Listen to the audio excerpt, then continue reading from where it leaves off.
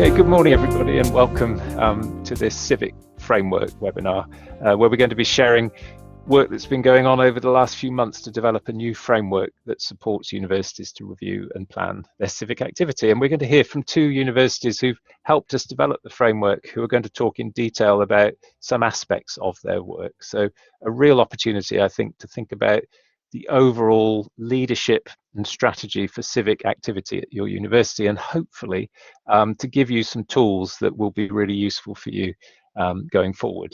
So yeah, just to say who I am, I'm Paul Manners. I'm Director of the National Coordinating Centre for Public Engagement, and we're one of the strategic partners in the Civic University Network. It's really lovely to see you all here today. Just to set the scene, I wanted to spend just a few minutes explaining some of the thinking and the background work that has led to the framework that we're going to share this morning. And I want to tell you a little bit of a story. I want us to go back in time, and I'm going back about 13 years now. Unbelievably, it doesn't feel that long, but way back in 2008, there was an initiative called the Beacons for Public Engagement, and that's when the National Coordinating Centre was established. But so too were 6 beacons for public engagement, whose job it was to model how to really embed effective support for public engagement into the heart of the university. And this was how the Manchester Beacon sort of framed its work. And isn't it interesting to see this? It feels so very contemporary, actually. This real push to connect people, place and knowledge with a really strong set of partnerships across the city and with city partners. And we work with the beacons to develop tools to help, I think, other universities go on a similar journey. And what we discovered by talking to people is people didn't want a 150-page guidebook and toolkit and resource pack to this. They wanted something really, really flexible and easy to apply. And this led us to develop our EDGE tool, a self-assessment matrix that distilled really in one page, I think, the learning that had gone on across that 4-year project. And what the EDGE tool does is it's a typical maturity matrix which shows how you can move from a state, we called it embryonic, to a state that we called embedding on the right, through a set of sort of steps really that indicate how strategic and how embedded the support for engagement is in your university. And you can use these statements to sort of assess where you are. You can use this with partners, you can use this with staff, you can use it with students, and it gives you a really strong collective sense of where you are. And running down the left-hand side, down the vertical axis, there were 9 focal points around your mission and your leadership, etc. So, as I say, this has proved to be a useful tool. And we've also developed a watermark, which is a kind of benchmarking and self-reflection process that universities can undertake that gives really in-depth support from us to go on this journey. And you know, I think we've learned some useful things. I think we've learned that actually it is hard to measure public and community engagement. It's such a broad field with so many different objectives and activities and outcomes. And so developing sort of simple indicators to capture that's hard. But the second point, I think, is that what you can do is develop ways of really looking at the process that you put in place and the effective organizational grip on this. And that can give you really strong indicators of how well this work is being supported. And that's where the EDGE tool comes in.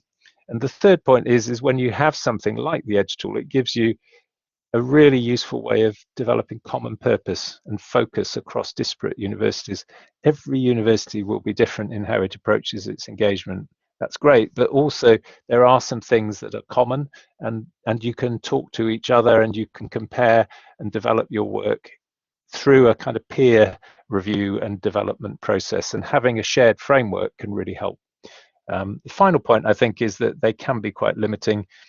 Although we encourage people to use them and to involve partners in those conversations, they can be applied in quite a top-down way, give you much insight into the outcomes or the impact. They're much more focused on the process.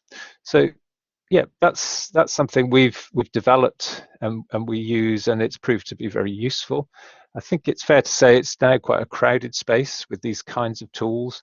slide just represents some of them. The Social Enterprise Mark, HEI Innovate, both developed to encourage universities to look at sort of social innovation, social enterprise, at entrepreneurship.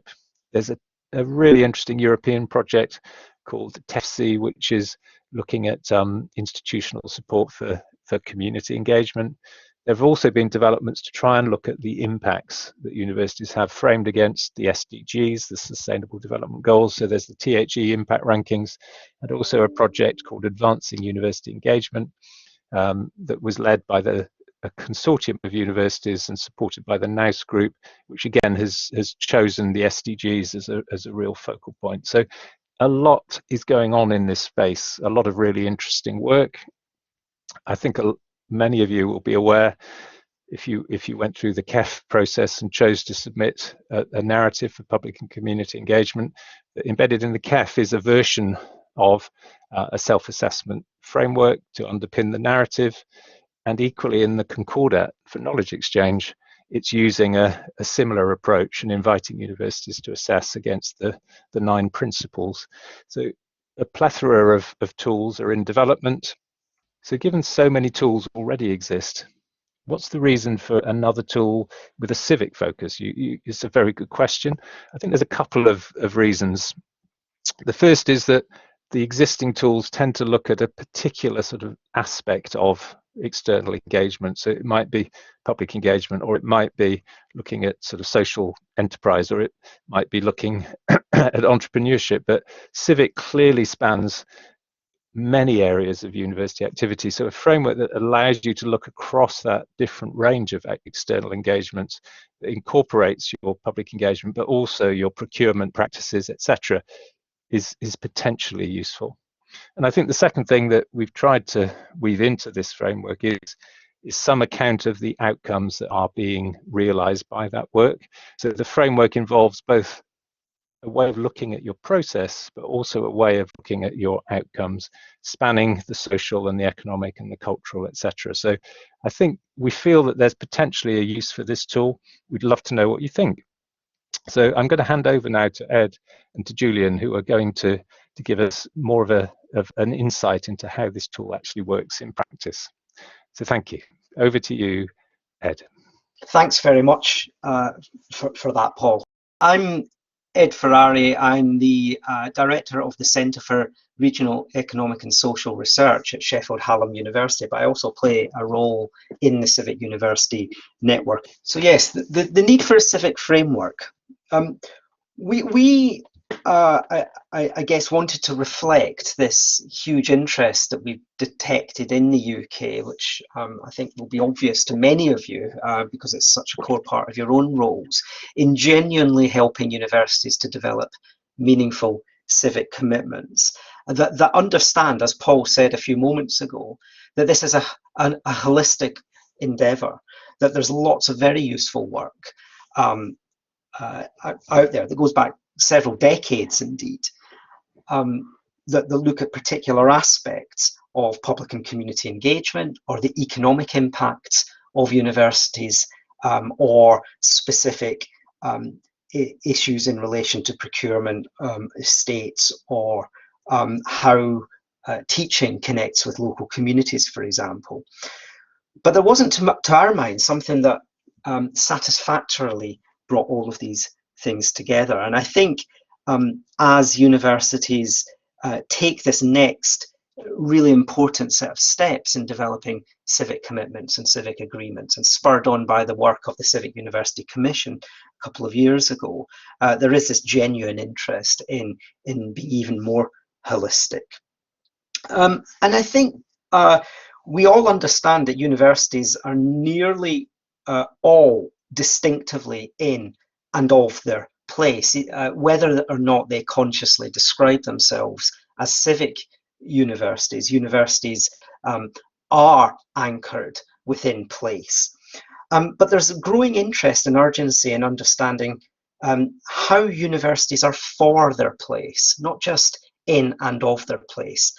How do universities demonstrate and communicate their value to their communities and the places that they're in?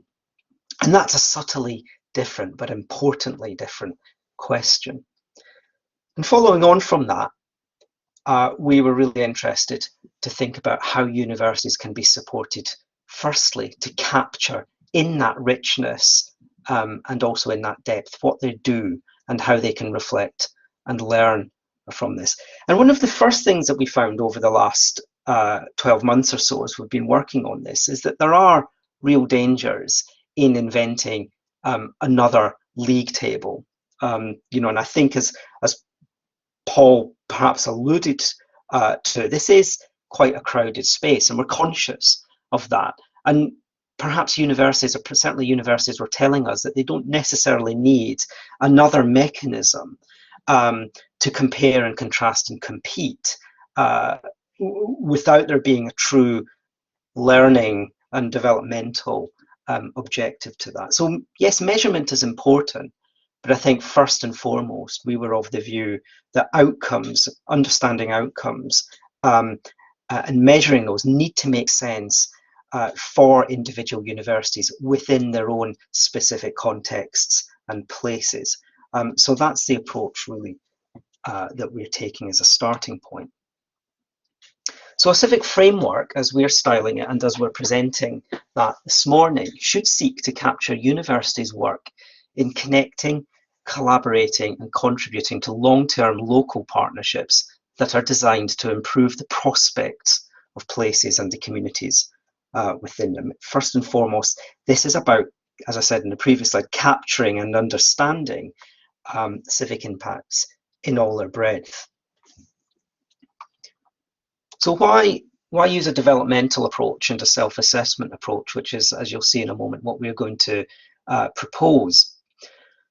Firstly, there is a job to be done that in encouraging universities to comprehensively map their activities. There's a huge breadth and depth of activities within universities that have a deep resonance with and commitment to local places and communities.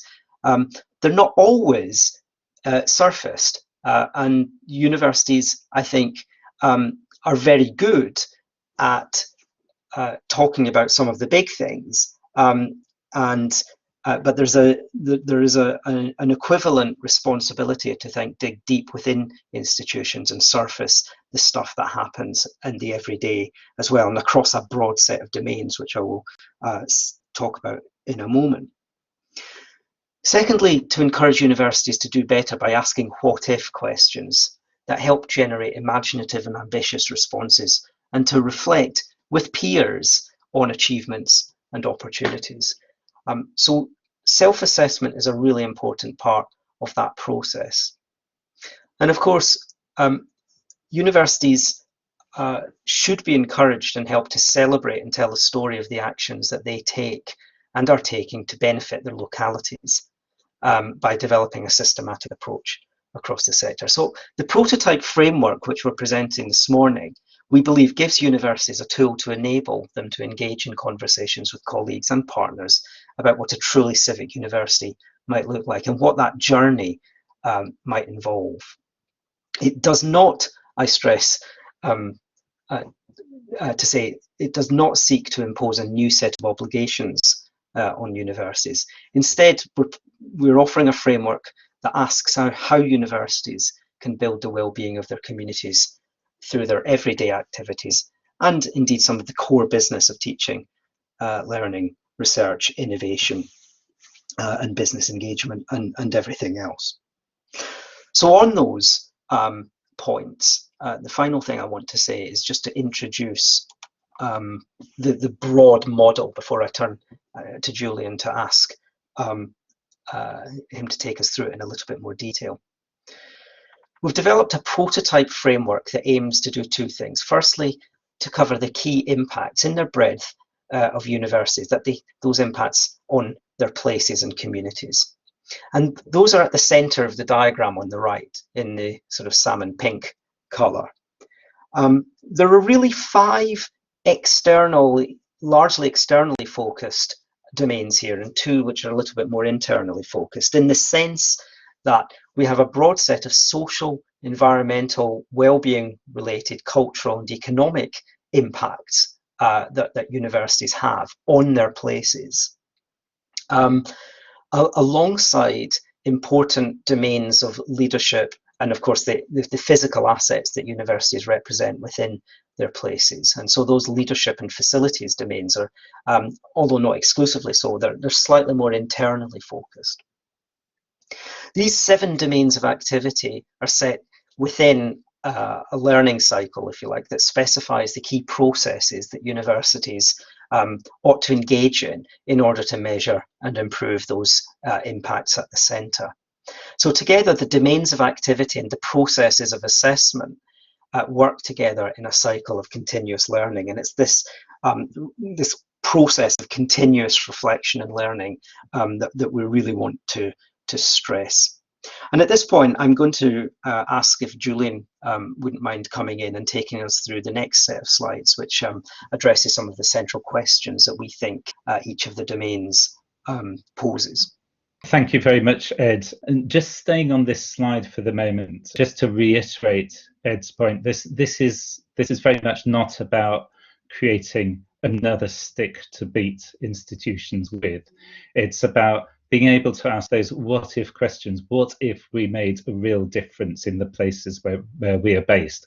What if our communities really felt that our universities were part of the community and could and thoroughly engaged in every aspect of that place? And this is a framework for thinking through these questions. So this is why we've kind of stayed away from the idea of traditional metrics or quantitative metrics that say here's a number that you can kind of arrive at to show how well you're performing. It's very much not about that. It's about saying here is a way of thinking which will allow you to have those conversations that you need to have in order to make a real difference in the places where you're based. And those places are going to be very different, and the institutions that engage with those places are all going to be very different and have different priorities. And we've tried to recognize that and respect that in the way that we put this framework together. So just thinking about the different domains of activity, that central circle within the diagram that you've just seen. First of all, economic. Economic activity has been at the heart, I think, of a lot of the thinking on civic universities and anchor institutions over many years. And what we want to do is kind of recognize that and recognize the importance of it, but also say, this is not just about universities' engagement with business. So in all of these domains, what we're going to do is kind of go through some key questions about why we should be involved in this space. What questions should we be asking ourselves, and how should we be asking them with the partners and the places that we're engaged in? And then within each domain, we've got some illustrative indicators. And then when we see the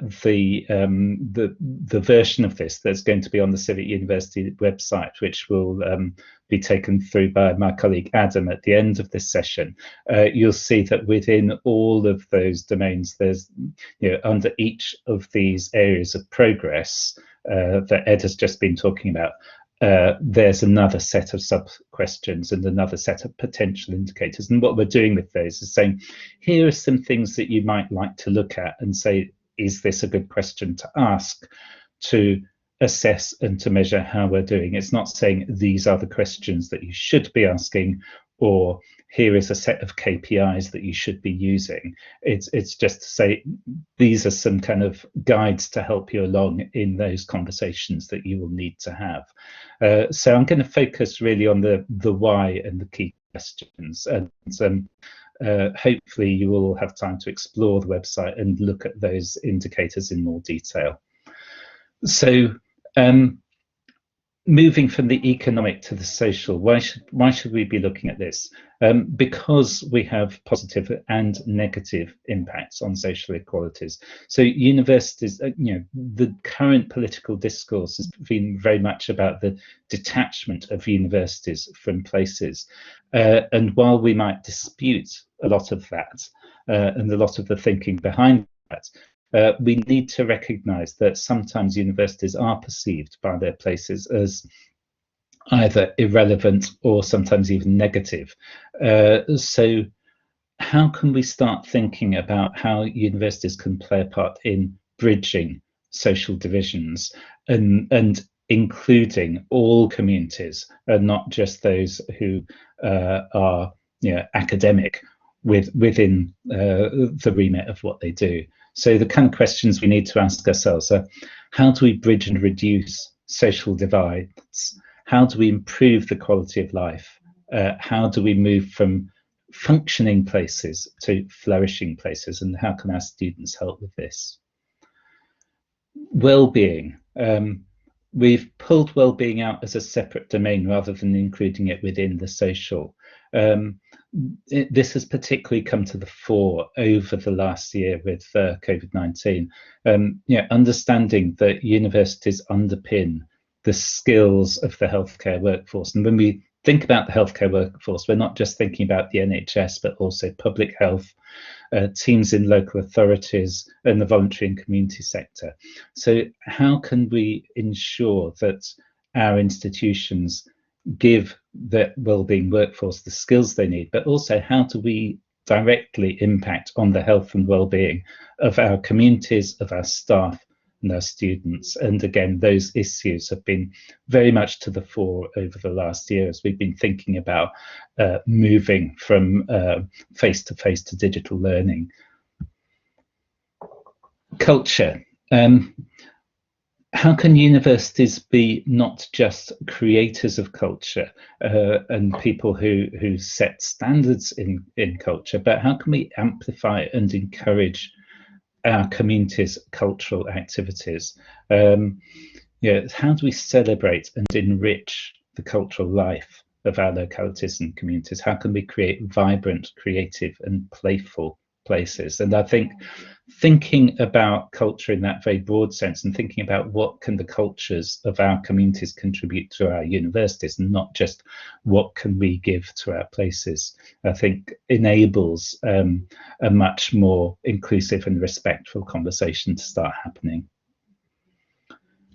Environment.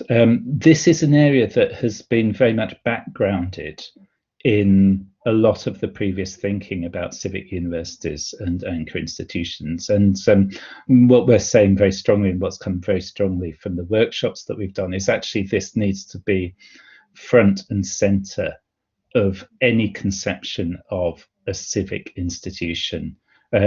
Not only because universities lead research and learning on climate change, on things like biodiversity loss, but also because of the major impacts that we have directly on the local environment in terms of carbon emissions, in terms of the kind of consumption and waste and travel habits of our staff and students, but also in terms of our understanding and direct impact on things like biodiversity and changing landscapes. So how can we start to play a leading role, not just in adapting to and mitigating climate change, but also in providing the learning and the understanding that our communities need in order to live differently and set better standards for the future.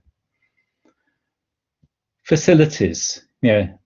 Universities are major landowners. We directly impact on the quality of urban space. We change the way that people think about our space. So how can we use those facilities for the whole of our community?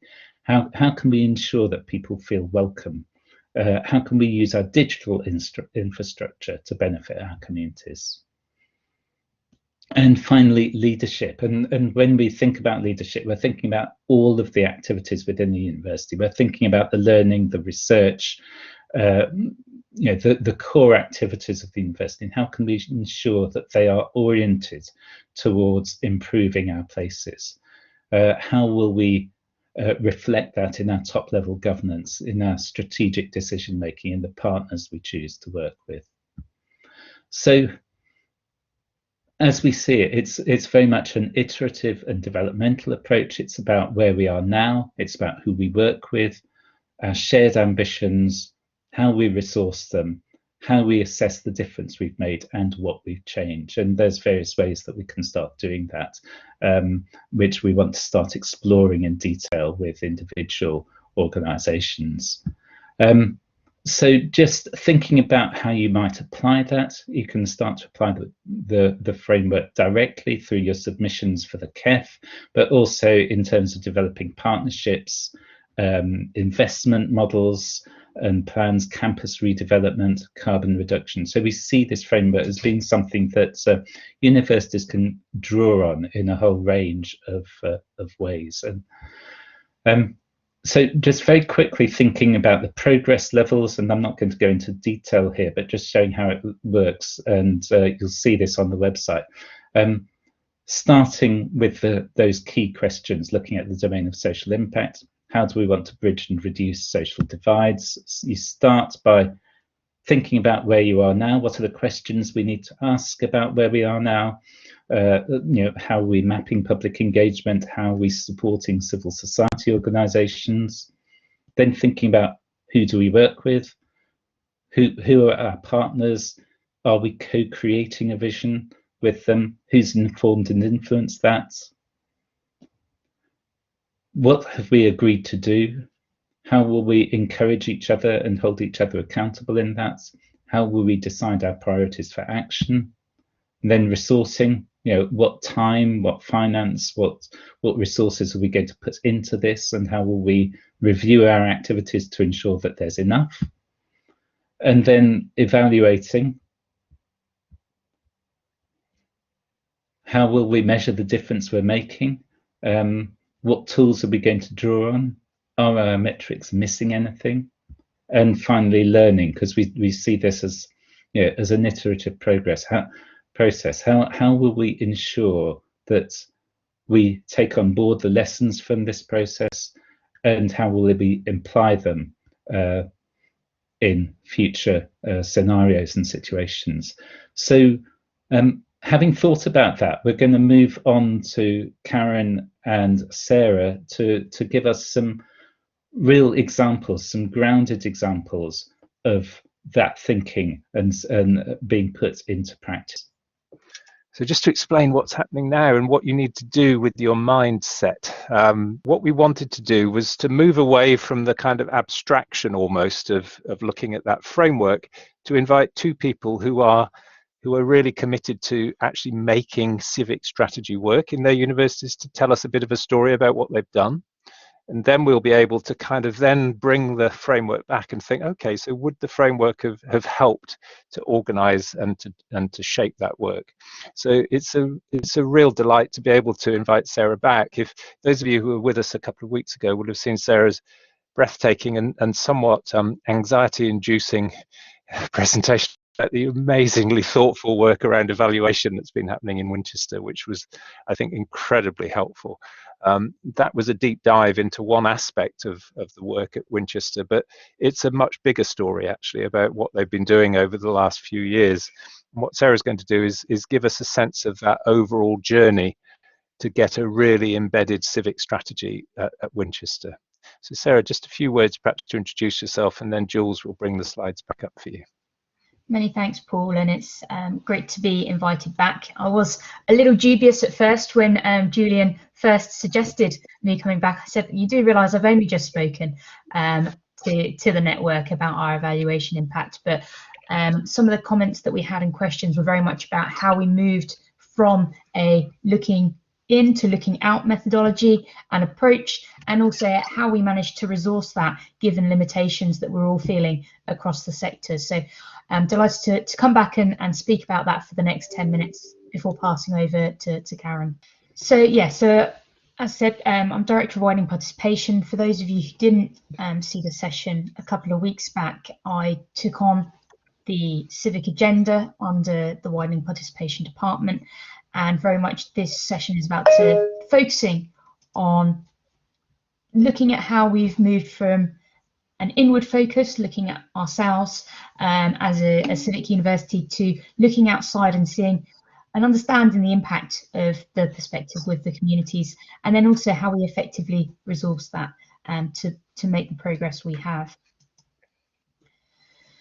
This slide is a repeat from the last session, but please be assured they're not all also. But just to make sure that we have the grounding, really. When I first took on the civic agenda, it was very much taking on the community engagement strategy that we had running from 2012 to 2016, which I received in 2016, to look at activity that was very much institution focused. Looking at the activity level, there was a clear lack of coherence across the strategy. It was very much a series of good practice case studies that we were doing, a lack of impact evaluation, and really a consideration of what the community needs, more really what the university thought was great work that they were doing in the community. So we looked at revising that and looked at being much more community focused, taking an asset-based approach, looking at our own internal assets that we could bring in both people, place, our facilities and estates, and also thinking about a strategic level.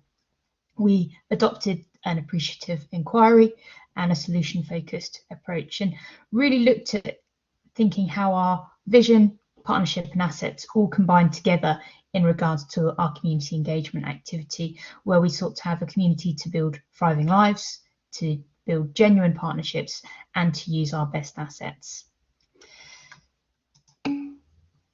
So I presented a couple of weeks back what we developed was our theory of change. Our approach was very much about a way of working as the work itself. We identified our 3 key actions within our approach, and that's starting together, starting by listening, and starting with values, and that we always start as we mean to go on.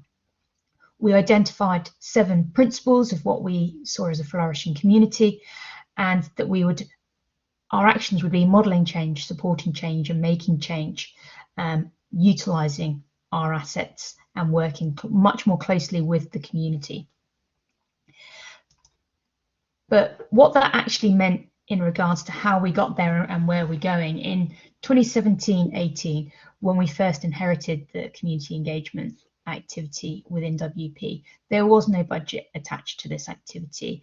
There was originally no home, and we had a 0.4 FTE head of community engagement, social justice and impact, Phil Dent, who led this work internally.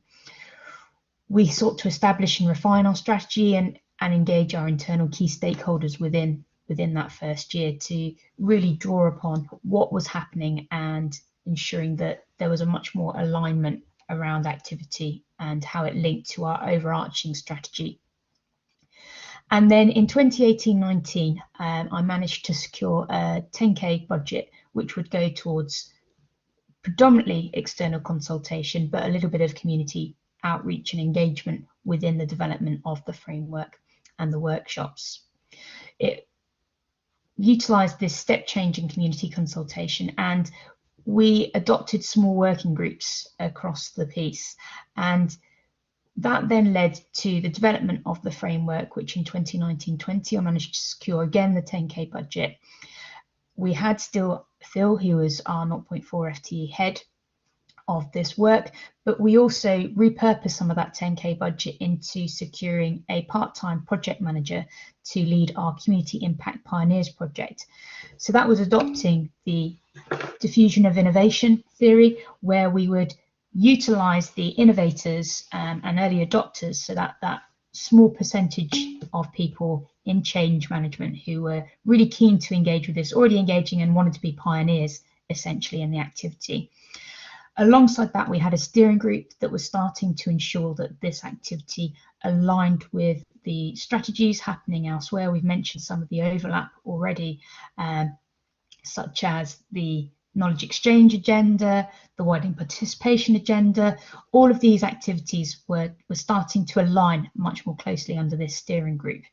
And we further developed the framework, the Flourishing Communities framework, which I just showed you, and our evaluation impact framework. So that takes us into this year, when things have changed a lot. Again, with back to no budget and a reduction in staffing, we've lost both of those posts in essence. The project manager post, the project ceased, so they were repurposed into other areas, and we pulled back on the head of activity given the amount of resource that was being stretched elsewhere. But through the activity and the resource we put in the last 2 years, we were able to continue with our community of practice that we established and the steering group, which was driving activity forward.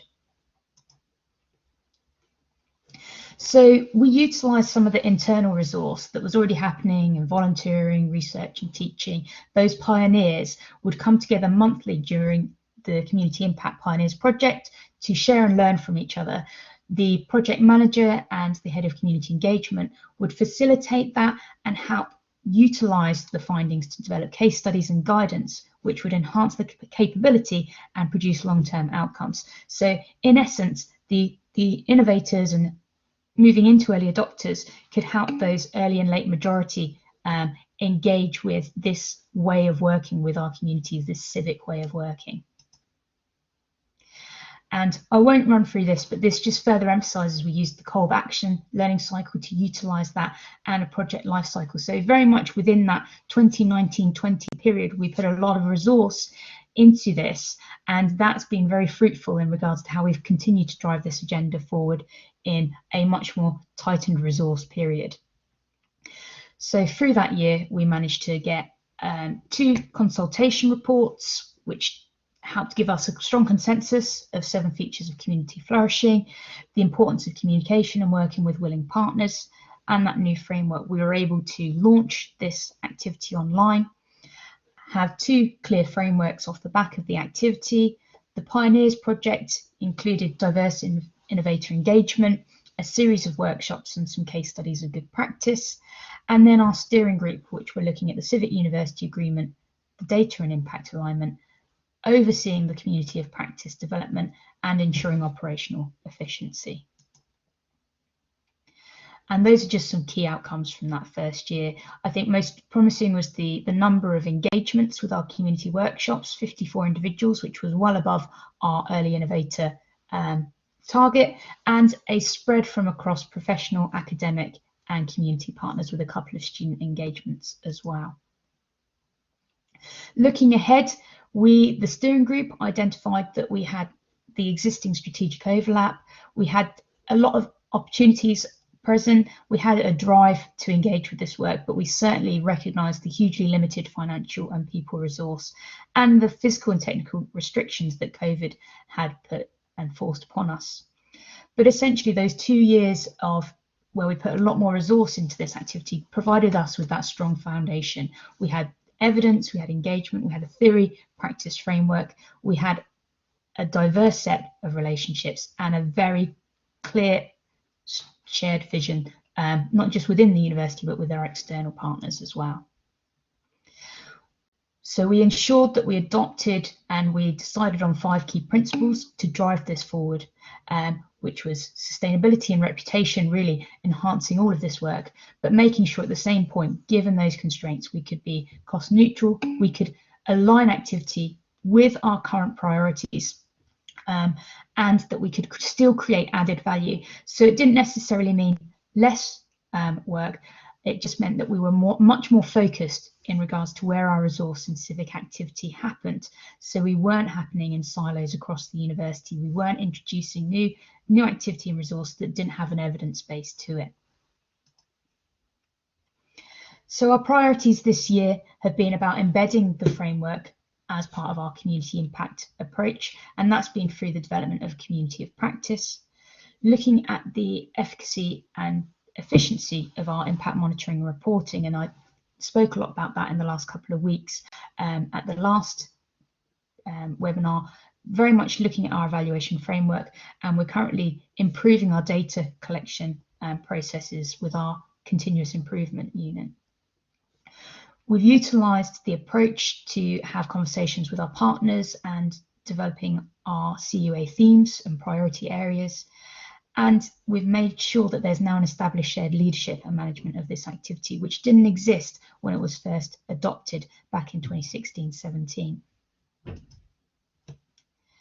And this just shows very briefly what our community of practice looks like. So it's very much utilising current resource and activity. So it's not putting on more things. It's staff, students and partners coming together twice a semester to share their ideas, learning, pulling that against the key values of starting by listening, starting together and starting with values, and helping to increase the activity we do, but again, make sure it's much more focused in regards to our key priorities. And they're still developing a case of resources and guidance that can be used by the later majority who can still adopt this approach to working further in the next few years. So that was a very brief whirlwind tour of what we've done and the resources we've put in this new approach. I hope that is of help, and this, as we said, the slides will be shared following the session today. Wow, thank you so much. It's such an interesting story, and Sarah, you share it so eloquently. Thank you ever so much. I think we should just take a pause, actually, Karen, before we come to you, just to sort of take stock, because it's been so rich so far. So I was just hoping to take a sort of 5-minute kind of pause, really, while we sort of make sense of what we've been hearing before we turn to the story in Glasgow. And Jules, I just wondered whether you could go back to slide 25 and just a reminder of the framework that Ed and Julian presented earlier. I just think it would be quite helpful to just sort of make some connections between the story Sarah's just shared with us and the framework. And I think one of the really interesting things about the framework is that around the outside, those 6 bubbles, the mapping, the partnering, the agreeing, the resourcing, the evaluating, the learning, definitely got a really strong sense of that as you were talking, Sarah, about the journey you've been through. And also, it's interesting, you didn't use exactly the sort of framing of social, environmental, well-being, cultural, economic, but you talked a lot about those different domains of impact as animating your purpose, really, at Winchester and the difference you were hoping to make. But maybe, Ed, I just thought I might come back to you just for a second, and then maybe just pick up a few of the wonderful comments that are coming in chat. But what did you sort of hear, Ed, in terms of the framework and the story that Sarah shared? I've got 3 or 4 things that I jotted down, you know, and thinking specifically about the relationship to the framework. Sarah talked about the long-standing work and the journey that Winchester have been on over several years, you know, with all of the kind of ebbs and flows of how that's worked within the institutional context there. And, you know, our framework has sort of partly been influenced in a way by what's been happening in Winchester and other universities that we've been speaking to over the last 12 months. But my observations are that, you know, what Sarah set out there was really about a journey about listening and learning as a really important part. And I think there's some things in the chat, you know, people have been adding comments in which allude to that being really important. This can't just be about institutions looking inwards, and it's about genuinely having that starting point, which is about listening. I think, you know, which is something that we're really strong on in our framework. I think secondly, you know, I think Sarah kind of alluded to this quite clearly. There's a real practical yet principled understanding of why I do this. You know, practical in the sense that it makes sense. You know, universities are not islands. No large organization in any society or economy is an island.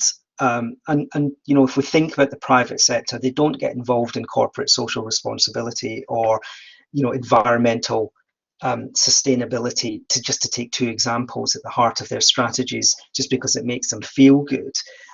Actually, they've asked themselves very hard questions about, over the long term, you know, existential questions about why this this matters, and organisations that build walls and don't listen to their communities, whether they're universities or large enterprises in the private sector, or indeed local authorities, if they don't listen, they don't understand their communities, they don't survive.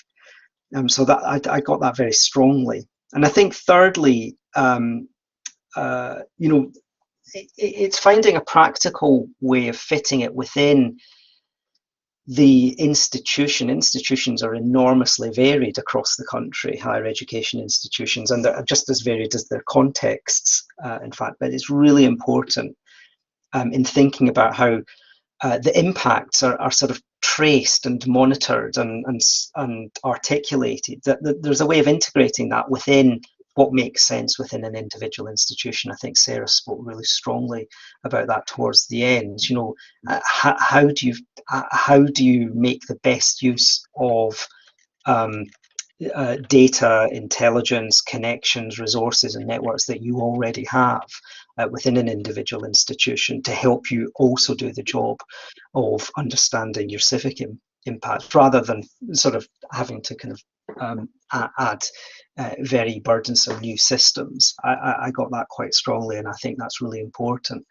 We should put the floor over now to Karen to talk to us a little bit about the Glasgow experience, and just going back to the framework. I think, Karen, it's fair to say that one of the things we're focusing on is the estate and the facilities, and actually how you've taken that aspect and made that a real sort of focal point for the civic strategy that you're developing. So perhaps you could just say a few words to introduce yourself, and then Jules will bring your slides back up. Thank you. Good morning, everybody, and thanks for this opportunity.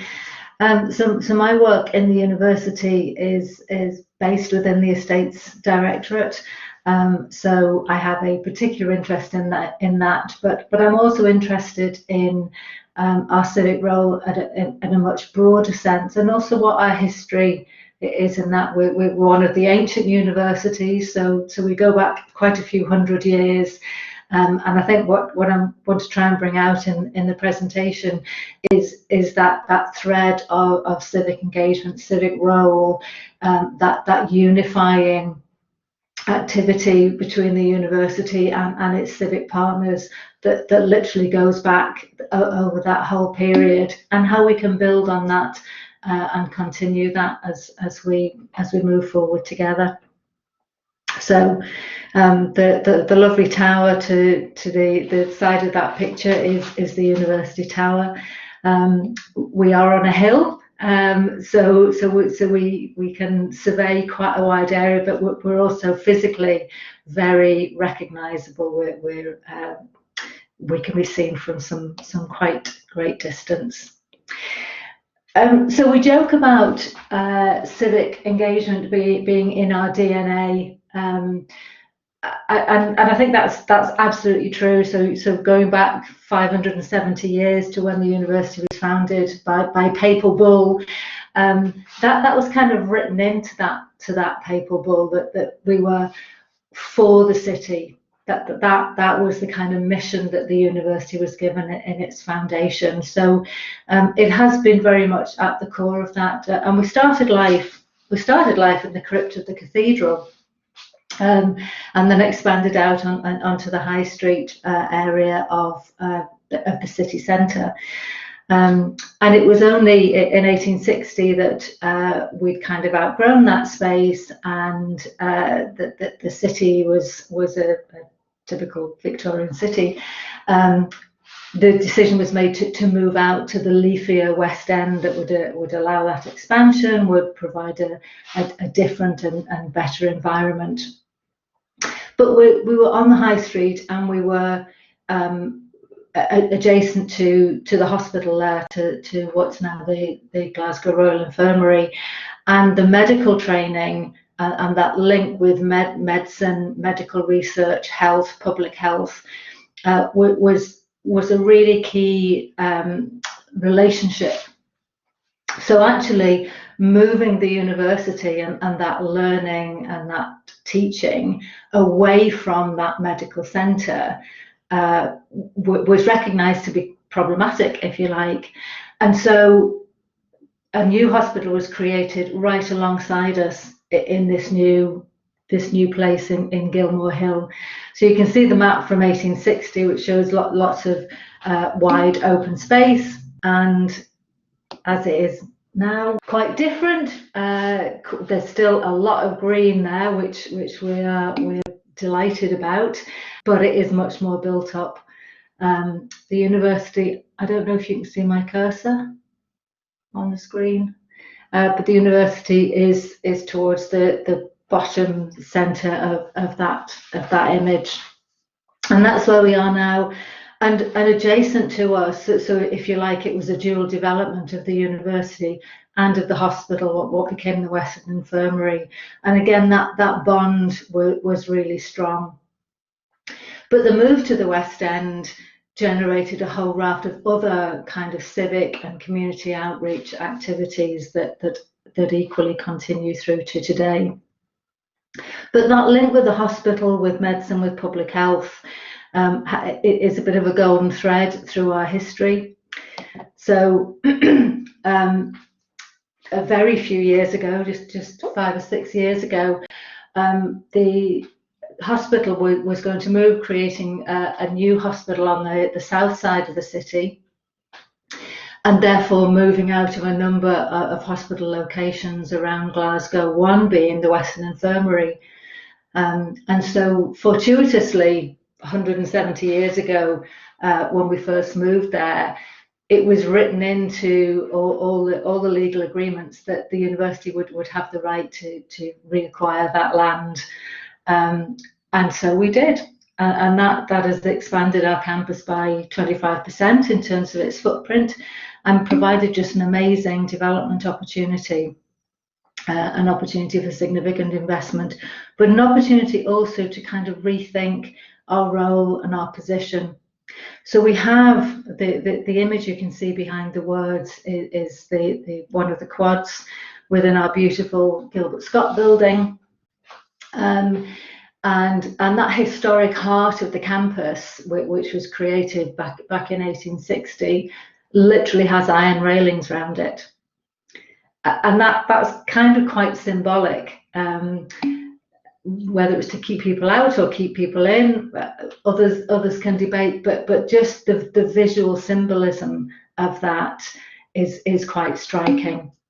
So one of the things to think about is how we reopen that campus, how we make that different, how we become much more part of the community.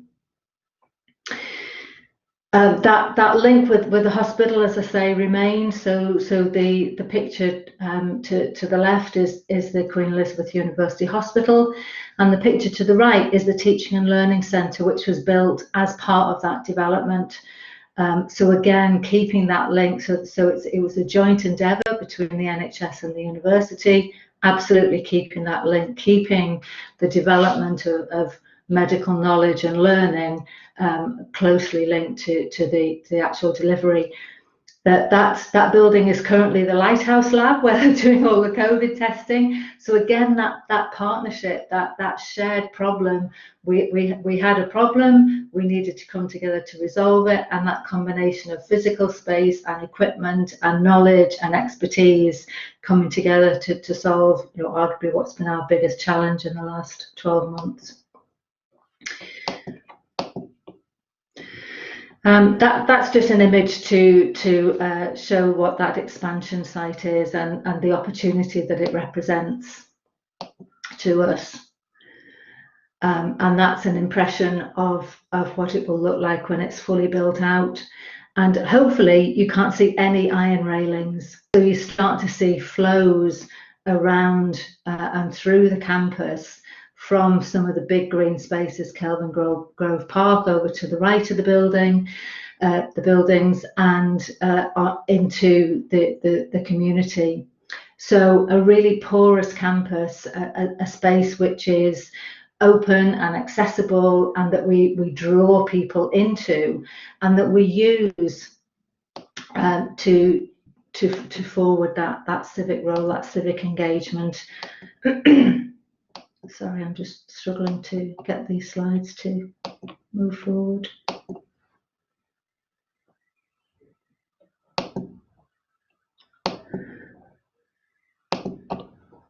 I'm sorry, I don't know if anybody else can help me. I can't get the slides to move forward.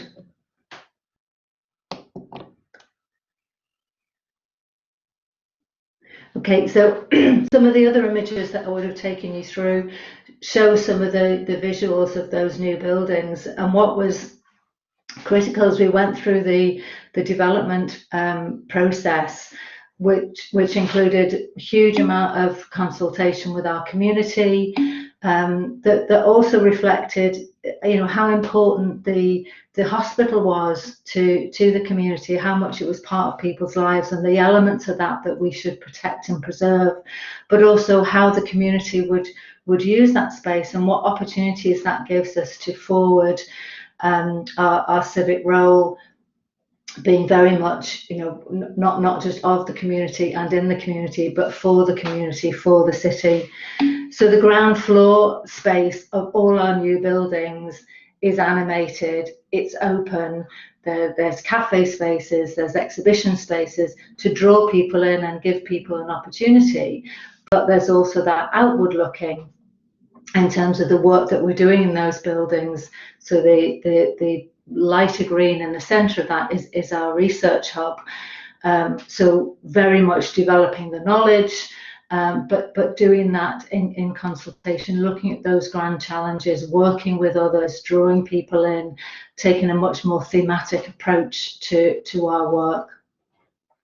And going forward again, looking to even further ahead, starting to develop further out from the main campus. These are just some visuals of the buildings. And looking down onto the waterfront, and the next phase of development, very much again in partnership, again with a kind of health and public health and medical research theme within that.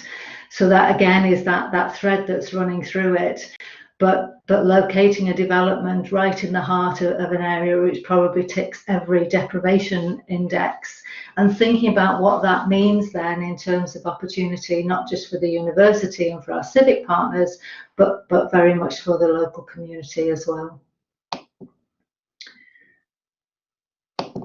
So I'm conscious that we're running out of time. I've just dropped this slide in as well, because it's not all about medicine and science and that kind of research, but that cultural aspect as well. And Kelvin Hall is a project that we undertook with Glasgow City Council, with the museums and with the National Libraries of Scotland, to create a research and study centre with teaching and collaboration facilities alongside a sports facility, and over time we'll expand into a number of other things. So that cultural aspect is very much part of what we're doing as well. Great, thank you so much, Karen. That was so interesting to see the detail and the thought that's gone into developing your site, your campus, and how just that sort of one aspect of the framework that Julian and Ed presented earlier can be a site for really, really deep strategic and partnership working. So thank you, that was beautifully explained. One of the domains that we very consciously picked up on in our framework is around facilities and estate, because the universities, by dint of their size and dint of the history, which I think you so eloquently spoke of, have such an enormous contribution to the not only to the built environment, but to leadership of how that built environment is produced and reproduced within a particular area. Leadership around environmental principles and sustainability, leadership around opening up campuses to communities, which I just think is tremendously important. And if the hospital moved out of that 14-acre site, and the university didn't do something with it, there's then this sort of question about who does. So I think universities are in a really privileged but also very responsible place, because their impacts really matter. Thank you, Ed. I'm just going to bring Julian in, just because I think there's a comment. Jonathan, you've explained your meteor shower analogy in a really helpful and challenging way, and I thought it would be really useful, Julian, to see your response. So I think there's a bit of a thread running through the chat, which is the extent to which we are still kind of imposing on communities and some justifiable suspicion of the motives of universities for some of this work. And I just wondered, Julian, whether you had any reflections on that. Yeah, thanks, Paul. I think, I mean, first of all, these are fair points, because I think the perception of universities within communities is often, you know, of a distant elite, and we need to be alert to that. At the same time, I think we need to understand that these institutions are there in those places, and that they, you know, there is no year zero here. We can't remake them from the ground up. We are working with organisations that are living and dynamic, and with the people within them. So I really liked Karen's discussion of removing the railings and using that as a metaphor for what's going on when we think about universities being involved in civic activity.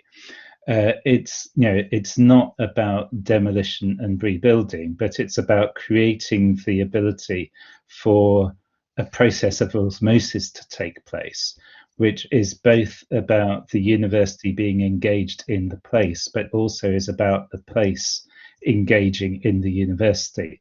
And very much part of what we were thinking about when we were putting the framework together is how can we start to open up what's going on within the university to non-academic insights, expertise, experience, and culture, and how can we make sure that actually the university is of the place and for the place, and not just something that exists within its own walls. And that's messy. It's not going to happen easily. It's not going to happen quickly, but it can happen as you start to make the, you know, allow those conversations to take place in all sorts of different fora. And I think what we saw from Sarah's presentation was actually you need to keep this going. You need to keep these communities of practice going. You need to keep these conversations going. You know, this is not about something that you do now, you tick the box and then you go away and get on with whatever your day job was. It's about a change of orientation, and that change of orientation needs to happen both at an institutional leadership level, but it also needs to happen within every faculty, within every department, within every activity that is going on. And that is stimulated by university leadership, but it's also about the university leadership itself starting to open itself up to insights from elsewhere. Yeah, thank you very much. I think in a sec I'm going to hand over to Adam, who'll just sort of show us how you can see the framework in a bit more detail. But I just wondered, Karen and Sarah, whether you had any closing remarks you wanted to make. You've been really generous with your time and expertise today, but maybe Karen, come to you first. Just a couple of things, I think. First of all, in terms of the framework, I think what's perhaps been useful for us is what we've been doing over the last couple of years is kind of rediscovering all that civic engagement work that is going on, but is perhaps not very well surfaced. We're not always very good at telling our story or even understanding what's going on. So having that opportunity to reflect and engage with our own colleagues around that and with our partners has been really useful. I think the student dimension is really important. Our students are very much the community in lots of ways. I mean, they make their home around the university for the period which they're studying with us, but then quite often beyond that as well. And they're very active. They're really strong proponents of civic engagement whilst they're with us. And I think that my final point is, and it comes back to that for us, certainly that development opportunity. How do we leverage that massive investment, massive opportunity university, but how do we leverage that? How do we build into contracts, for example, some kind of community benefit civic engagement work, so that it's a truly collaborative endeavour. It's not just the university or the NHS or the city, but it's the construction partners as well. And what forms might that take? So I think that almost economic leverage, but that shared responsibility, and articulating that and framing it in every aspect of our work. Yeah, thank you very much. Sarah, any thoughts? I agree with some of the comments. There's a lot of activity happening. There's this framework. We've developed our own framework. I've had some conversations with Julian about how we are certainly keen to make sure that it's looking outwards, not too university centric, but the questions that these frameworks ask are really, I think, important at the moment to challenge us to start having those thoughts, those internal conversations, and those conversations with our key partners and stakeholders outside of the university. And I think that's what's important to take away from this, is there's a lot of activity. There's the K you can call out. We're doing a lot of work within the social enterprise mark. We've got a HE network there looking at similar frameworks and similar discussions, but it's not necessarily the challenge of all of these different things coming in at you. It's how we could utilize this opportunity and this framework to start having those questions. And this framework really does help to take you through those different steps, look at the processes that are happening and that will be happening across universities when starting to develop their civic university agreements, but the wider civic agenda as well. And I think looking at those types of questions and taking them through different levels across the institution is really important. Thank you very much, Sarah. Just a reminder that the members area of the Civic Network, you can sign up to that. And if you do, you get a deeper sort of experience than if you don't, and you get a lot of the resources, say, from these webinars. But what you're also going to get is the opportunity to access this framework in a sort of digital form. And I'm going to hand over to Adam now, who's going to just very, very quickly share his screen and show you how to get at it. That's great, thanks Paul. Yeah, so I'm Adam Leach. I'm a Senior Specialist Manager at Sheffield Hallam University, and my role in the network really is focusing on the digital infrastructure. So I'm delighted to just spend a few minutes sharing with you the framework and how you can access it. So I'm just going to share my screen with you just to give you an overview of it. So just to, as others have mentioned, this is a pre-release access version of the prototype, and we've just circulated the link in the chat, so you should be able to access that. If you are unfamiliar with the members area itself, this is a place where you can access lots of really useful resources from the network, including the guide to creating a civic university agreement, case studies, toolkits and reports, and shortly the civic impact framework, which we're giving you pre-release access to today. So the digital version of the framework is essentially designed to give you an easy overview of the framework, but also allow you to delve more into the detail of each of the domains that Ed and Julian described. So you'll find a brief explanation of what the framework is for and its purpose, as well as some of the key questions about the framework, such as how it's been devised, how it can be used, and the challenges and questions that we've had so far, but we are of course keen to build on that as well. You can then explore the domains in much more detail. So the 7 domains that Ed and Julian outlined earlier are contained here, and you can scroll through these quite easily, as well as accessing them from the right-hand side of the screen that is just on now. On the left, we've kind of got the how it works diagram that Julian was explaining earlier. And then towards the bottom of the page, we've got a really helpful table which just summarizes the kind of 7 domains against the kind of 6 areas.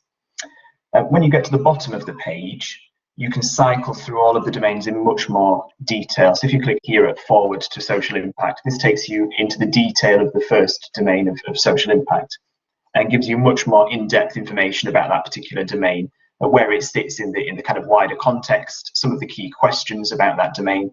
And then there is a table here which gives you the kind of prompting questions within each of the domains, as well as illustrative indicators as well. And we can cycle through all of these, but I'll not show you those in any detail. I'll let you kind of take the link and do that yourself. I'll just skip back to the overview page again.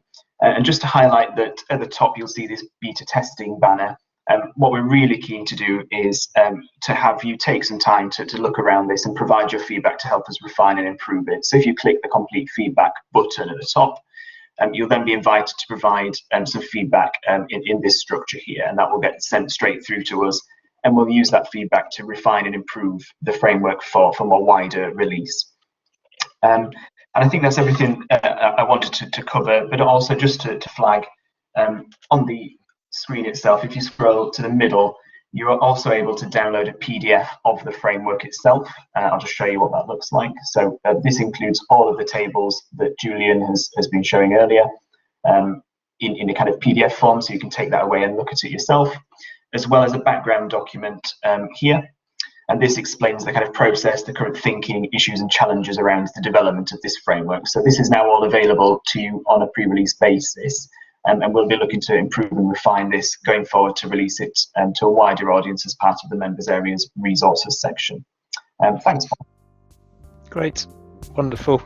What a stimulating morning. And yeah, just to emphasize how much we would value your feedback on this, because it is work in progress and we want it to be useful